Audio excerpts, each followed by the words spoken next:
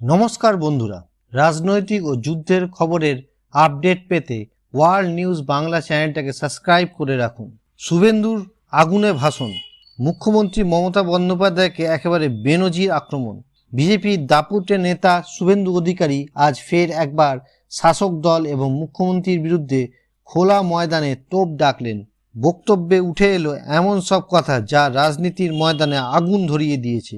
তিনি বলেন, আমি মরেও মাথা নত করব না, মমতার প্রশাসনকে ভয় পাই না, নন্দীগ্রাম থেকে মুখ্যমন্ত্রীকে হারিয়েছিলাম, আবার হারাবো।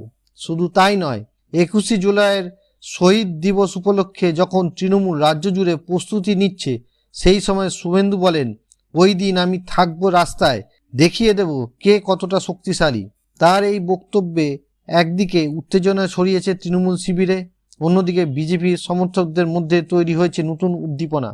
রাজনৈতিক বিশ্লেষকরা বলছেন, এটা শুধু একটা ভাষণ নয়, বরং 2026-এর বিধানসভা ভোটের লড়াইয়ের আগাম সংকেত।